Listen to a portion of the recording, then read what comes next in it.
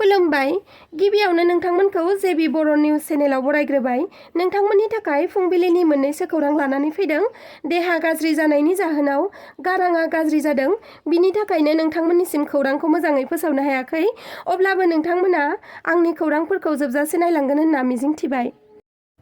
बर' समाजनि आइजोफोरा दाउ, अमा, बोरमा, मोसौ गोमानायफोर बायदि गोमागासिनो दङ। फिन आरोबाव गोमादों हाबा जाखानाय आइजोआ। नाथाय मानि थाखाय सानफा साफा बर' आइजो हाबा जानाय आरो फिसा गोनांखाफोरा खारबाय थानाय जालांखो? बेनि दायनिगिरिया मबाइलानो नामा? स्क्रिन टाच मबाइल ओंखारनायनिफ्रायनो फिसा गोनांखा बुरै आइजो बा हाबा जागोदान आइजोफोरा न'खर गारै गारै खारनाय बा फिसाफोरखौनो गारनानै खारनाय एबा दोनखारलायनायफोरा बारानिफ्राय बारा जालांनो हमबाय। बे बारावबो खौरां मोननाय बायदिब्ला सोलिफु बोसोरनि 16 फेब्रुआरि खालि उल्टापानिनिफ्राय तिनिआलि क'क्राझारसिम पेन कार्ड खालामनो होननानै ओंखारलांनाय सासे आइजोआ गोमानानै दं। क'क्राझार जिल्लानि सिङाव थानाय 3 नं उल्टापानि गामिनि थेफ्लाय दैमारिनि बिसि तामुनि दैमारिया क'क्राझारनि तिनिआलियाव पान कार्ड बानायनो होनना ओंखारलांनायनिफ्रायनो न' फारसे गिदिंबोफिनाखिसै। फोरमायथिनाय बायदिब्ला तामुनि दैमारिया 16 फेब्रुआरिनिफ्रायनो गोमानानै थानाया दिनैसिम 10 सान जाबाय आरो बिहा फिसायनि अनगायैबो 2 फिसाफोरबो दं। जाय फिसाफोरनि बैसोआ देरसिन फिसाज्लाना 14 बोसोर बैसोल' आरो उन्दै फिसाज्लाया 5 बोसोर बैसोनिमोन। फिसाया गावनि अनजालि बिसिखौ माब्लाबाबो गावखौ आरो 2 फिसाफोरखौ गारनानै खारगोन होनना माब्लाबाबो सानफेराखैमोन। फिसाया गावनि अनजालि बिसिखौ गावखौ आरो 2 फिसाफोरखौ गारनानै खारगोन होनना माब्लाबाबो सानाखैमोन। नाथाय माब्लाबा माब्लाबा मबाइल फनजों रायज्लायनायखौ फिसाया नुनो मोनबाय थादोंमोनब्लाबो गाज्रि सानफेराखैमोन। दायो बे गोमानाय जाथायखौ लानानै बिसिया सोरबा सिनाय मोनि हौवाजों खारफालांनायनि सन्देह खालामदों। बिनिखायनो सावगारियाव नुनाय बे आइजोखौ सोरबाफोर बहाबा नुसनबायोब्ला बे 9436254180 आरो 9378105929 जानबुं नाम्बाराव कल खालामनानै खौरां हरनो थाखाय फिसाया बयखौबो खौरांनि गेजेरजों खावलायहरदों।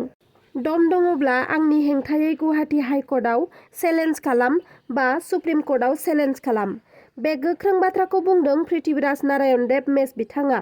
पृथ्वीराज नारायण देब मेस बिथाङा दावराव देख्रेबजों अपेन चेलेन्ज खालामदों। थांनाय सानसे सिगाङाव क'क्राझार लकसभा बियाबनि बिसायख'थिनि थाखाय एमपिनि पेनेलिस्टआव पृथ्वीराज नारायण देब मेस बिथांनि मुङाबो 3थि नाम्बाराव सिखांनायखौ लानानै दावराव देख्रेब बिथाङा माखासे बाथ्राफोर बुंथिदोंमोन। नब कुमार सरनियाखौ एसटि सार्टिफिकेटखौ लानानै एमपि बिसायख'थि गेलेनायनिफ्राय खुनुरुखुमैसो होबथानो हानाय जादोंमोन। पृथ्वीराज नारायण देब मेसआबो जुदि ट्राइबेल सार्टिफिकेट लानानै दंब्ला ट्राइबेल सार्टिफिकेटखौ दाननानै होनाय जागोन आरो एसटि सार्टिफिकेट लानानै एमपि इलेक्सन गेलेनो थाखाय पृथ्वीराज नारायण देब मेस बिथाङा जैगता गैया। जुदि एमपि इलेक्सनाव बिथांखौ एसटि होनानै इलेक्सन गेलेहोयोब्ला गिदिर प्रब्लेम नुजाथिनोबो हागौ होननानै बुंथिदोंमोन दावराव देख्रेब नार्जारी बिथाङा।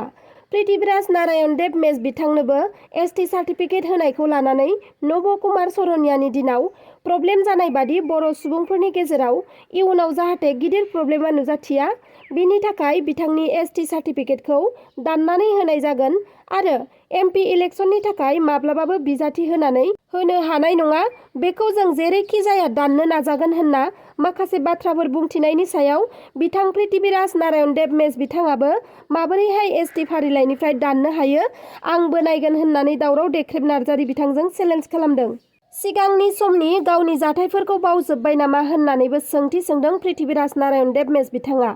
जे 2015 मायथाइयाव जेब्ला बड'लेण्ड इउनिभारसिटियाव बर' थुनलाइ सान 16 नबेम्बराव फैनानै दावराव देख्रेबा गासै बड'लेण्ड इउनिभारसिटिनि भाइस चेन्सेलर गोबां सुबुंफोरजों लोगोसेनोथ' फोसावनानै होदोंमोन पृथ्वीराज नारायण देब मेसआ बर' राजा फोलेरनि सुबुं आरो बर'नि राजखुंगुर।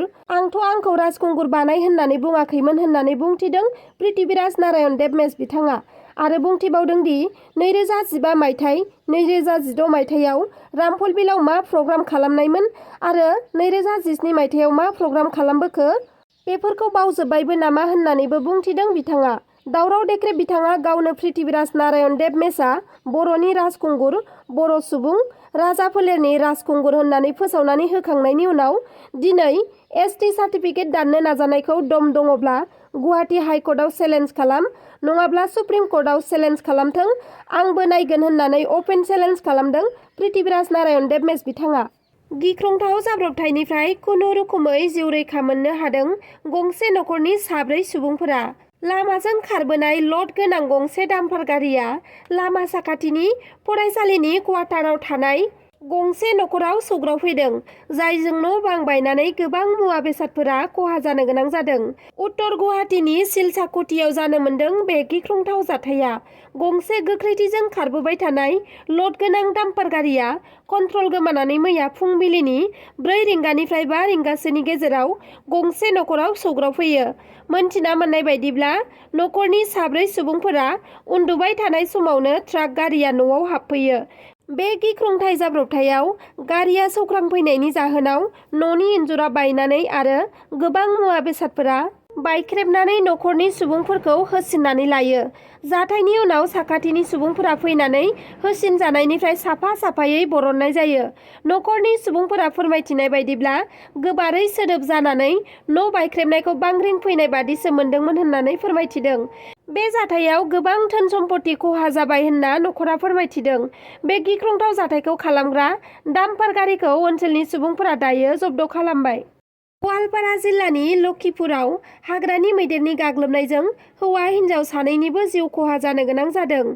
जाथायनि बागै मिन्थिनो मोननाय बायदिब्ला थांनाय शुक्रबारै फुंनि 10 रिंगासो समाव गवालपारा लखिमपुरनि AS 18 AM 7923 नाम्बार प्लेट थानाय गंसे मटरसाइकेलजों हौवा हिन्जाव सानैबो न' फारसे थांबाय थानाय समावनो लखिपुरनिफ्राय आदार नागिरनानै बेरायथिंलाबायनाय हाग्रानि मासे मैदेरजों हरखाब सौग्रावलायो।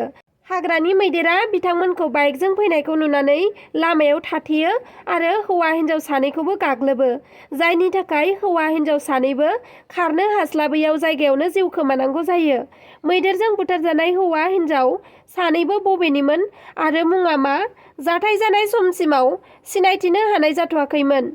जाथाय जानायखौ खौरां मोननाय लोगो लोगोनो हाग्रा बिफान आरो पुलिस बिफाना जाथायसालियाव नुजाथिफैनानै सानैनिबो गोथै देहाखौ बोखांफैयो आरो लखिपुर थानासिम लानानै थाङो।